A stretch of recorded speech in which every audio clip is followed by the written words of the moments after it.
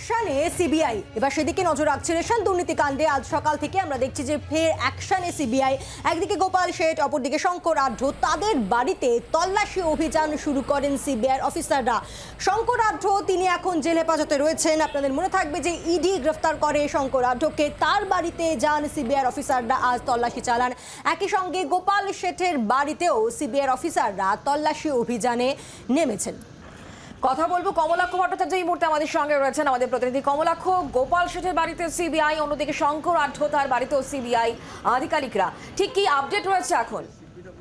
দেখো, গত 5ই জানুয়ারি যেদিন সরবেরিয়ায় শেখ শাহজাহানের বাড়িতে সিবিআই এর তল্লাশি এবং ইডির তল্লাশি এবং ইডির উপরে হামলার ঘটনা, সেদিন রাতেই বনগাঁর প্রাক্তন চেয়ারম্যান শঙ্কর আঢ্যের বাড়িতেও 17 ঘন্টা ধরে জিজ্ঞাসাবাদ চালায় ইডি এবং তারপর শঙ্কর আঢ্যকে গ্রেপ্তারের সময় ইডির বাহিনীর উপরে হামলার অভিযোগ ওঠে। সেই ঘটনার তদন্তেই এই মুহূর্তে সিবিআই শঙ্কর আঢ্যের বাড়িতে, বনগাঁর শিমুলতলার বাড়িতে শঙ্কর আঢ্যের বাড়িতে গেছে। সিবিআই এর বিশাল টিম এবং তার সঙ্গে ফরেন্সিক আধিকারিকরা সঙ্গে রয়েছেন। 3D স্ক্যানার দিয়ে 360 ডিগ্রি অ্যাঙ্গেলে এলাকার ছবি তোলা হচ্ছে, রাস্তার মাপযোগ করা হচ্ছে, কারণ যে রাস্তা দিয়ে ইডি আধিকারিকরা ঢুকেছিলেন, যে রাস্তায় হামলার ঘটনা ঘটেছিল, সেই সমস্ত তথ্য এবং তার ডিজিটাল এভিডেন্স এই মুহূর্তে কালেক্ট করেছেন সিবিআই বিশাল টিম এবং ফরেন্সিক আধিকারিকরাও কিন্তু সেই বিষয়ে সমস্ত ডিজিটাল এভিডেন্স এবং সমস্ত তথ্য প্রমাণ নমুনা সেগুলি তারা সংগ্রহ করেছেন। আমরা দেখি শঙ্কর আঢ্যের স্ত্রী অর্থাৎ জ্যোৎস্না আঢ্য, বনগাঁ পৌরসভার বর্তমান ভাইস চেয়ারম্যান, তার সঙ্গেও কিন্তু শঙ্কর আঢ্যের বাড়ির একেবারে মেন গেটের সামনে দাঁড়িয়ে তারা কথা বলেন তার স্ত্রীর সঙ্গে।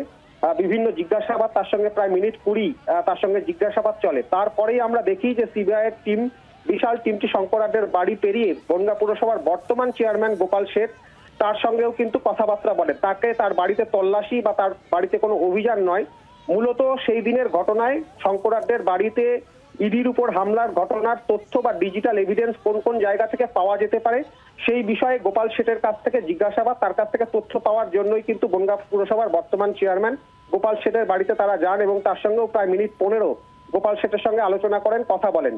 গোটা ঘটনার এই মুহূর্তে ডিজিটাল এভিডেন্স কালেক্ট করছে সিবিআই আধিকারিকরা, সেটা আমরা দেখতে পাই এবং বিশাল বাহিনী গোটা বনগাঁর বিভিন্ন জায়গায় কিন্তু তারা ঘুরেছেন এবং তার সঙ্গে সঙ্গে শিমুলতলা এলাকায় কার্যত চিরুনি তল্লাশি চলেছে। সমস্ত সিসিটিভি ফুটেজগুলো এর আগেও আমরা দিন কয়েক আগেও কিন্তু শঙ্কর আঢ্যের বাড়িতে সিবিআই এর টিমকে যেতে দেখি।